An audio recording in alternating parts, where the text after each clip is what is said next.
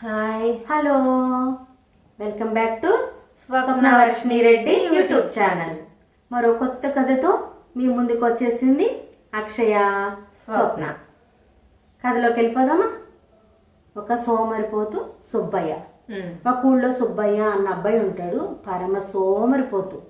కదిలితే కుట్లు పగిలిపోతాయేమో అన్నంత బద్ధకస్తుడు. అది నేను చెప్పడం ఆలోచించా. బద్ధకస్తుడు అనాలా, లేకపోతే సోమరిపోతు అనాలా, వేరే వాళ్ళు చేస్తారులే అని కావాలని వాళ్ళ మీద పని వదిలేసే పని దొంగ అనాలా అని అర్థం కాక నిదానంగా చెప్పా. బద్ధకస్తుడు, సోమరిపోతు, పని దొంగ అన్నిటికీ వాడే అనమాట నిర్వచనం. అలాంటి సిమిలర్ వర్డ్స్ ఏమైనా ఉంటే కనుక వాటికి అన్నీ వాడికే వర్తిస్తాయి అనమాట. అట్లాంటి దరిద్రపు వెధవ అనమాట ఆడు సుబ్బయ్యకి అమ్మ చనిపోయింది చిన్నప్పుడే. నాన్నే కష్టపడి పెంచుతూ ఉంటాడు సుబ్బయ్యని.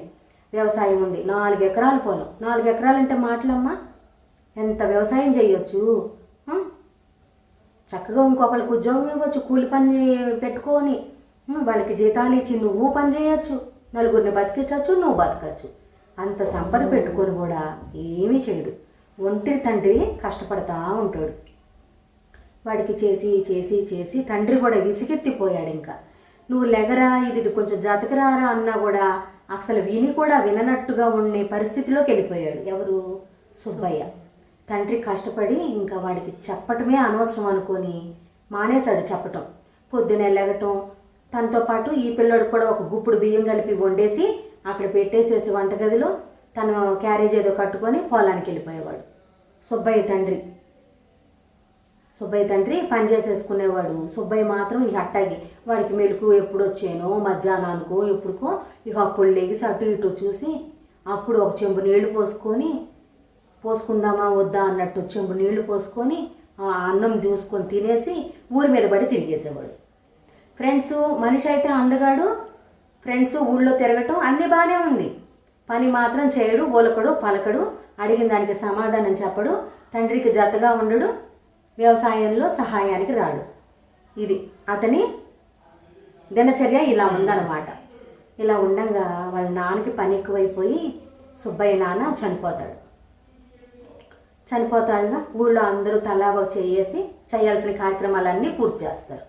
సుబ్బయ్య అయ్యో నాన్న జతకలేడే అన్న బాధ కూడా లేదు. అంతకుముందు ఎట్లా ఊరి మీద పడి తిరిగాడో ఇప్పుడు కూడా అలాగే తిరుగుతున్నాడు.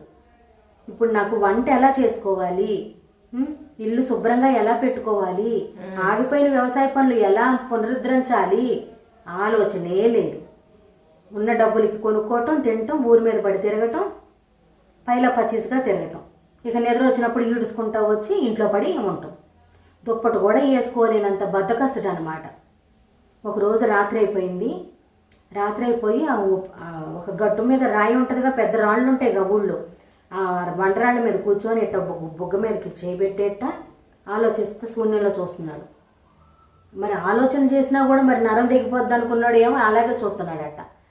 అయితే ఇప్పుడు దుప్పటి వేసుకోవాలా, నులక మంచం దింపుకొని పడుకోవాలా, అసలు నేను ఏం చేయాలి అన్న ఆలోచనలోకి వెళ్ళిపోయాడు అనుకుంటున్నాను నేనైతే. మంచం కూడా వేసుకోకుండా బద్ధకంగా చూస్తున్నాడు. ఎట్టకొట్ట దాన్ని లాగి పడేశాడు. నులక మంచం జారి పడింది. దుప్పటి కూడా వేసుకోలేకపోతున్నాడు. అలా కూర్చున్న టైంలో కాసేపటికి ఒక చెయ్యి వచ్చి దుప్పటేసింది. చూసేసరికి అది పిశాచి. ఇది పిశాచి అని తెలుసు సుబ్బయ్యకి పిశాచి అని తెలుసు. కానీ ఆ దుప్పటేసి పెట్టావా నా కోసం, పడుకుంటాలి అయితే అని పడుకున్నాడు. తెల్లారింది, పిశాచి అక్కడే ఉంది. ఏంటి నువ్వు ఇంకేం చేస్తావంటే, నీకు ఒక విషయం చెప్దామని ఎదురు చూస్తున్నాను. నేను 200 సంవత్సరాల క్రితం చనిపోయాను, నీకు ఓపుకుందా నేను చెప్పేది వినటానికి అని అడిగింది. చెప్పులే వింటాలే అన్నాడు. చెప్పులే వింటాలే అని వింటున్నాడు అనమాట సుబ్బయ్య. పిశాచి చెప్తుంది, నేను 200 సంవత్సరాల క్రితం చనిపోయాను.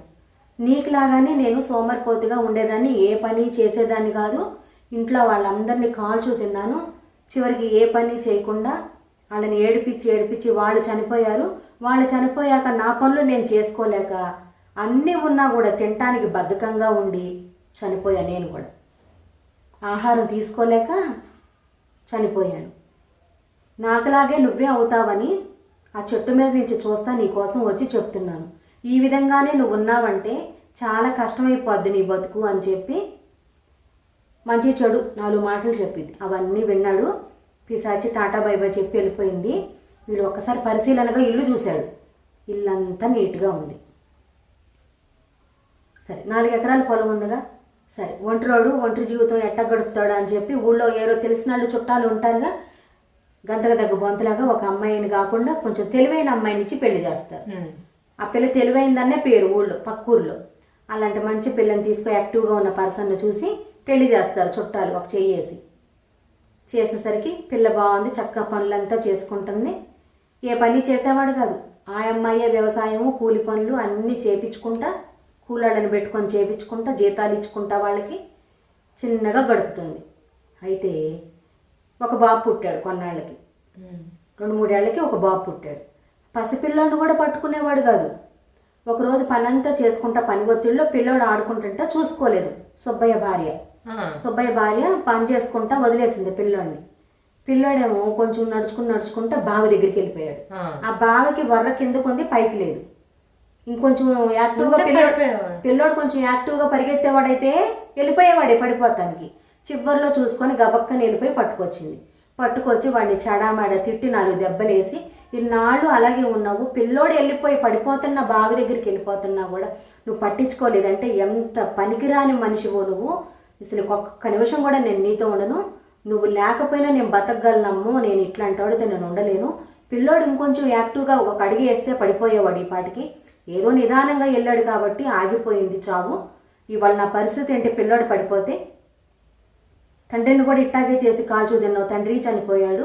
మానసిక వేదనకి గురి చేసావు తండ్రిని కూడా.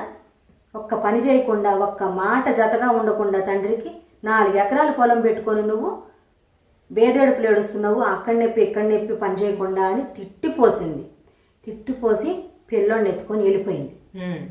దారెమ్మటి ఏడ్చుకుంటా తిట్టుకుంటా చెప్పుకుంటా వెళ్ళిపోయింది, కామ్గా వెళ్ళకుండా. ఆ ఊరంతా తెలుసు ఈ దరిద్రుడి సంగతి. ఏమంటే ఈ పేరు ఏమన్నా సోమరిపోతు సుబ్బయ్య అనాలా, ఇంకేమనాలి? అన్ని 3-4 మాటలు అన్నా కదా. బద్దకస్తుడు సుబ్బయ్య అనాలా, ఏమనాలి ఇంకా వాడిని? అసలంతా వాడు మరీ నిదానం, సోమరిపోతు, పని దొంగ, అన్నీ ఒకటి కాదు. నేను ఇప్పుడు ఏమన్నానో అవన్నీ చుట్టాలు పట్టాలు ఊళ్ళో బజార్ అంతా వీధిన అనుకుంటా వెళ్తాను. అయ్యో తల్లిదండ్రులు లేనాడమ్మా, నువ్వు కూడా వీడి చెల్లిపోతే ఇంకా అన్యాయం అయిపోతాడమ్మా, నువ్వు తెలివైన దానివని నీకు ఇచ్చి చేశాము అని కొంతమంది అడ్డం పడినా ఇక నాకు సంబంధమే లేదని చెప్పి దండం పెట్టి వెళ్ళిపోయిన తర్వాత పిశాచి మళ్ళీ 2వ రోజు సాయంత్రానికి సోమరిపోతు సుబ్బయ్య దగ్గరికి వచ్చింది. నేను చెప్పింది ఏమైనా ఆలోచన చేసుకున్నావా? ఒక్కసారి నేను చెప్పిన అడ్రస్కి వెళ్ళి అక్కడ తవ్వి చూడు, చాలా ఉన్నాయి, నేను మా నాన్న దాచిపెట్టినవి ఉన్నాయి అక్కడ అని చెప్పింది పిశాచి. ఒక అడ్రస్ చెప్పింది. ఇప్పుడు చెప్తుంది 2వ రోజు తర్వాత. నేను మొన్న చెప్పింది ఆలోచన చేసావా నువ్వు? యాక్టివ్గా ఉండాలని చెప్పాను కదా, నిదానంగా ఇలా పని చేయకుండా సోమరిగా ఉంటే చివరికి మనం చచ్చిపోవటమే. నా జీవితం అలాగే గడిచింది. నీకు అందుకే నేను చెప్తున్నాను ఇవన్నీ. నువ్వు ఇలా ఉండకూడదు. నీకు ఒక మంచి అడ్రస్ చెప్తాను, అక్కడికి వెళ్ళి మా నాన్న దాచిపెట్టింది ఉంది అక్కడ, అది తీసుకో, ఒకసారి వెళ్ళి చూడు అని చెప్పింది. అక్కడ ఏం పెట్టిందంట చెప్తుంది దాని గురించి కూడా పిశాచి. నేను నీలాగే తిరుగుతా 3 ఫ్రెండ్స్ ఉండేవాళ్ళు. నాకు 3 ఫ్రెండ్స్ బాగా జతగా ఉండేవాళ్ళు. మా సిస్టర్ పెళ్లి కోసం మా నాన్న నగలమ్మి డబ్బులు తేడానికి గోల్డ్ స్మిత్ దగ్గరికి వెళ్ళాడు, పట్నం టౌన్కి వెళ్ళాడు. ఇది నాతో పాటు నా ఫ్రెండ్స్కి కూడా తెలిసిపోయింది. నాన్న డబ్బులు తీసుకొని వచ్చే టైంకి నాన్న వెంబడిచ్చారు డబ్బుల కోసం. నా స్నేహితులే కానీ డబ్బు పిచ్చి వల్ల మా నాన్నని వెంబడిచ్చారు డబ్బులు కాజేయడానికి 3. నాన్న అది గమనించి ఎవరో ఎంపడబడుతున్నారని చెప్పి ఒక చెట్టు దగ్గర దాక్కొని ఆ సంచిని అక్కడ పాతిపెట్టేసి మళ్ళీ రోడ్డు మీదకి వచ్చి పరిగెత్తుకొచ్చేసాడు ఇంటికి. ఆయాసం ఎక్కువైపోయింది, గుండె వేగం కొట్టుకుంటుంది. నేను ఇంట్లోనే ఉన్నా ఆ టైంలో. తొందరగా నాతో మాట్లాడాలని పిలిచి, నేను ఇంకా బతుకును, ఒక్క మాట నా మాట విను అని నాన్న చెప్తున్నాడు. మా సిస్టర్ పెళ్ళి కోసం బంగారం అమ్మి డబ్బులు తెచ్చానన్న విషయం చెప్తున్నాడు. ఎవరో వెంటబడుతుంటే భూమిలో దాచిపెట్టాను పొలం దగ్గర, అక్కడ ఆ అడ్రస్ చెప్పాడు.